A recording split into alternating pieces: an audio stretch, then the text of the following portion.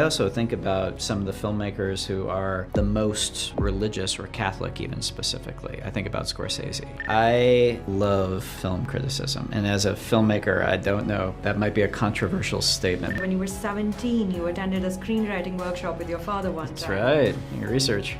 Thank you. Now, who wants to go first?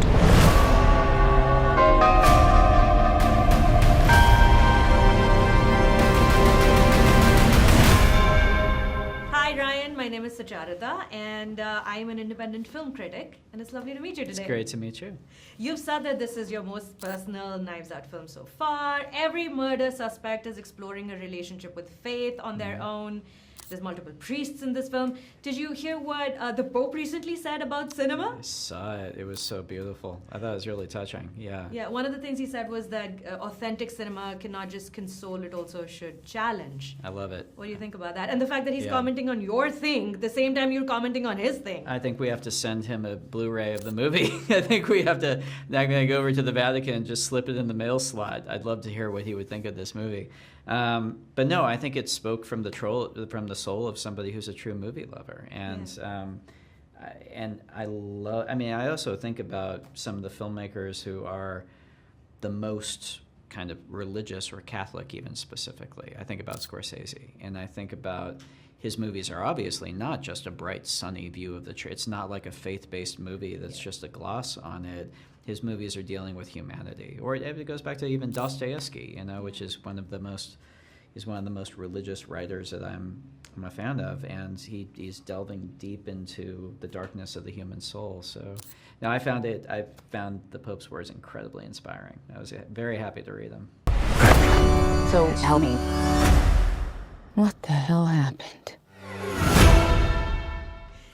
You said in an interview I was listening to that when you were 17, you attended a screenwriting workshop with your father one That's time. right, your research. Thank you. Well done. And that set you down a path of wanting to do this for a living. Now when you're making films and you're making so many huge movies, do you still keep some advice in your back pocket from that day that you bring up? Everything I know about screenplay structure I learned that day, actually, to this day. It's not even a piece of advice. That was a foundation. Because, my dad took me to a screenwriting class, basically, Robert McKee, and he teaches a 3-act structure, but he doesn't teach it in a way that makes you think you have to do it this way. He teaches you why it works. And for me, structure is very important with writing screenplays. So, it's still the way I write movies. Scooby-Doo. A very sweet, special thank you at the end of the credits last night was Karina Longworth. Yeah. She's your wife. She is. She was a film critic, but she's a cinema historian, a brilliant podcaster. I love listening to her show. I happen to agree. As a filmmaker, what is your relationship with cinema journalism and the importance of film criticism for the art form of cinema to thrive? Well, I love film criticism, and as a filmmaker, I don't know, that might be a controversial statement, but for me, when I read a great piece of writing about a film, it's not like a Consumer Reports you should see it or you shouldn't see it thing. For me, I'm reading about somebody else's experience of that movie. And the best writers who write about movies, the best critics, are ones who I usually don't even agree with about the movie. I may love something, they hate it, and vice versa. I'm not reading to be told what I should think about this movie. I'm reading